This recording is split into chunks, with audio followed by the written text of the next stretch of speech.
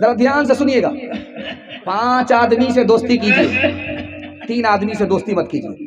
آدمی بنتا کیسے ہے, بگڑتا کیسے, یہ میرا پیغام تھا. 5 آدمی سے دوستی مت کیجیے, 3 آدمی سے دوستی کیجیے. پہلا آدمی جس سے دوستی نہیں کرنی ہے, جھوٹا آدمی. قریب کو دور کو قریب بتائے گا, آپ کو نقصان ہی ہوگا, نفع نہیں ہوگا. پہلا آدمی جھوٹے آدمی سے دوستی نہیں کرنی. دوسرا آدمی جس سے دوستی نہیں کرنی ہے, جاہل سے دوستی کریں گے وہ نفع پہنچانے کے بجائے آپ کو نقصان پہنچا دے گا.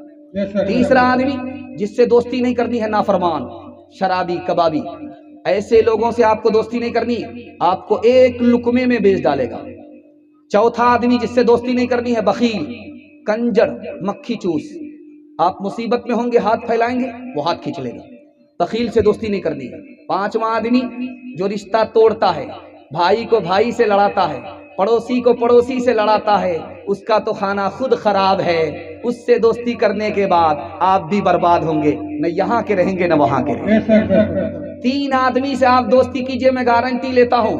میری عمر تجربہ بتانے کی نہیں ہے, لیکن کتابوں میں لکھا ہوا اس کو نقل کر رہا ہوں. 3 آدمی سے آپ دوستی کیجئے. بوڑھے آدمی سے دوستی کیجئے. بوڑھے آدمی کی جو داڑھی پکتی ہے, دھوپ میں نہیں پکتی ہے, ٹھوکر سے پکتی ہے. ہمارے پاس جوش ہوتا ہے, ان کے پاس ہوش ہوتا ہے. ہمارے پاس مطالعہ ہوتا ہے, ان کے پاس تجربہ ہوتا ہے. بوڑھے سے دوستی کریں گے, آپ کو تجربہ ملے گا. ڈاکٹر سے دوستی کیجیے, آپ کو علاج معلوم ہوگا. عالم سے دوستی کیجیے, آپ کو علم ملے گا. 3 مثال پر پیغام ختم کر رہا ہوں. سننے کے لیے مکمل تیار ہے؟ دونوں ہاتھ اٹھا دیجیے, جوش کے ساتھ, بالکل صحیح جا رہا ہے, دھیان سے سنیے گا. ایک جوان نے رشتہ بھیجا لڑکی والے کے یہاں.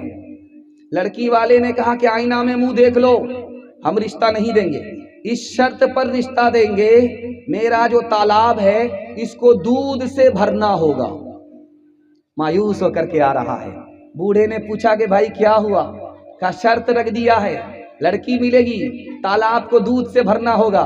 بوڑھے نے کہا کہ شرط منظور کر لو, تمہارا رشتہ ہو جائے. بالکل آسان. جا کر کے کہو تم اپنا تالاب خالی کرو, ہم تمہارے تالاب کو دودھ سے بھریں گے. اس کی نانی مر جائے گی, اپنا تالاب خالی نہیں کر پائے گا. بوڑھے کے پاس رہو گے, تجربہ ملے گا. دوسرا نمونہ آپ کی خدمت میں آ رہا ہے. بوڑھا آیا ڈاکٹر کے پاس, کہا سر میں درد ہے, سینہ میں درد ہے, بلغم بھی جمع ہوا ہے, نیند نہیں آ رہی ہے. ڈاکٹر نے کہا بڑھاپے کی وجہ سے. بوڑھے نے تماچا مارا, کہا کہ ہم اس کا بھی برا نہیں مانیں گے, یہ بھی آپ کے بڑھاپے کی وجہ سے ہے. دوسری مثال آ رہی ہے, آخری مثال پر پیغام کو ختم کر رہا ہوں, دھیان سے سنیے گا. ہندوستان سے جو ہوا جاتی ہے مدینہ, وہ ٹھنڈی ہوتی ہے. جو ہوا ادھر سے آتی ہے مدینہ سے ہندوستان آتی ہے, وہ گرم ہوتی ہے. حضرت نانوتوی سے کسی غیر مسلم نے مذاق میں پوچھا, مولوی صاحب آپ یہ بتائیے جو ہندوستان سے ہوا مدینہ جاتی ہے کتنی پیاری ہوتی ہے, کتنی میٹھی ہوتی ہے, کتنی ٹھنڈی ہوتی ہے, اور جو مدینہ سے لوٹتی ہے وہ ہندوستان میں آ کر کے کتنی گرم ہوتی ہے. تو حضرت نانوتوی کے لیے دعا کیجیے, اللہ ان کی قبر کو نور سے بھر دے. انہی کے فیضان کا کرم ہے کہ آپ دیکھ رہے ہیں کہ اتنے سارے مدرسے اسی دارالعلوم دیوبند کا چراغ ہے, اسی کی روشنی ہے. دھیان سے سنیے گا.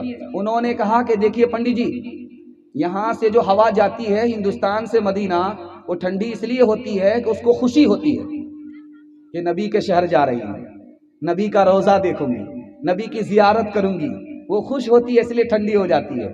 جو ہوا ادھر سے ہندوستان آتی ہے وہ گرم اس لیے ہوتی ہے کہ اس کو غم ہوتا ہے کہ نبی سے جدا ہو رہی ہوں, نبی کے شہر سے جدا ہو رہی ہوں.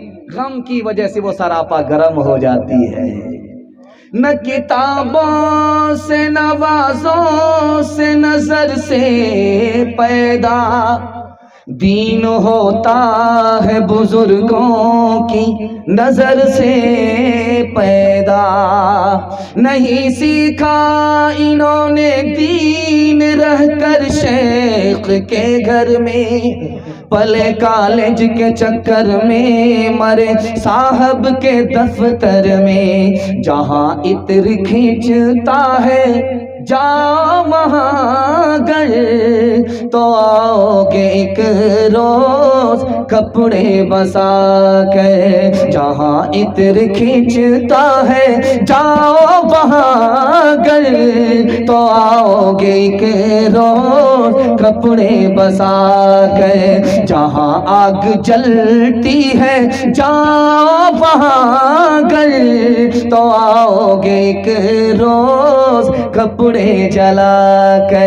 یہ مانا کہ کپڑے بچاتے رہے تم، یہ مانا کہ کپڑے بچاتے رہے تم، مگر آگ کی سیک کھاتے رہے تم، جہاں عطر کھینچتا ہے جاؤ وہاں گئے تو آؤ گے کہ روز کپڑے بسا کے۔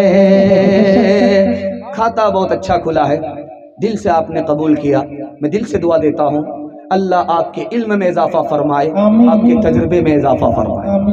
دھیان سے سنیے گا، ہمارے 4 دشمن ہیں، اپنے 4 دشمن کو آپ پہچان لیجئے، اللہ آپ کو یہاں کی مصیبت سے بھی نکال دے گا، وہاں کی مصیبت سے بھی نکال دے گا۔ 4 دشمن کو جاننا چاہ رہے ہیں، ہاتھ اٹھا دیجئے، انشاءاللہ بالکل صحیح جا رہا ہے۔ دھیان سے سنیے گا، جلدی سے آپ کا جلسہ نکل رہا ہے۔ اتنی دیر آپ جلسہ سنتے نہیں تھے، لیکن محبت میں جلسہ آپ سن رہے ہیں، اللہ اس محبت کو سلامت رکھے۔ پہلا دشمن ہمارا کون ہے؟ شیطان۔ ایک نماز پر 4 حملے کرتا ہے، ہمیں ایک ہی نماز پڑھنی ہے لیکن وہ 4 بار حملہ کرتا ہے۔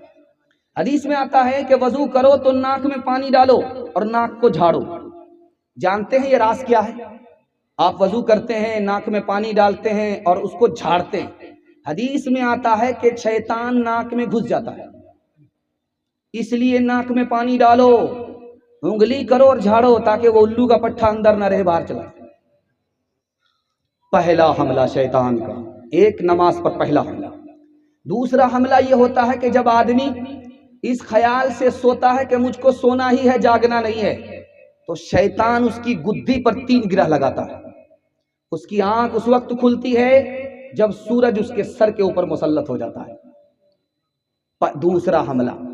تیسرا حملہ دکھانے کے لیے جا رہا ہوں، جب آدمی کا ارادہ ہی نہیں ہے کہ مجھے اٹھ کر کے اذان سننی ہے، نماز پڑھنی ہے، وہ سوتا رہ جاتا ہے، تو جب وہ اٹھتا ہے تو اس کا بدن ٹوٹتا ہے۔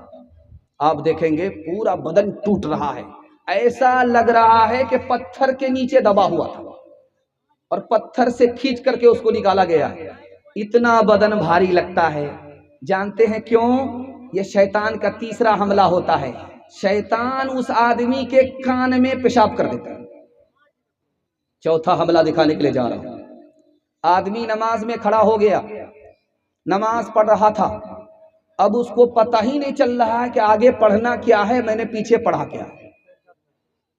اچانک اس کے ساتھ 1 منٹ میں 1 سیکنڈ میں ایسا مسئلہ ہو جاتا ہے۔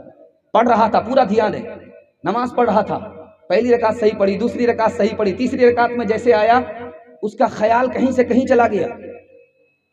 اب اس کو پتہ ہی نہیں چل رہا ہے کہ میں نے پڑھا کیا ہے، مجھے پڑھنا کیا ہے۔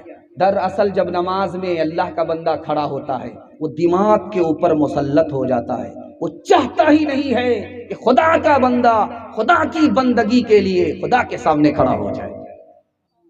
ایک شیطان، ایک نماز اور 4 بار حملے۔ دوسرا دشمن ہمارا کون ہے؟ یہ نفس ہے۔ آج ساری دنیا کو الزام ہے کہ شیطان نے مجھ سے شراب پلوا دیا، زنا کروا دیا، لیکن شیطان کو شیطان کس نے بنایا؟ اسی نفس نے بنایا۔ اس کی زندہ مثال آپ کے سامنے رکھنے کے لیے جا رہا ہوں۔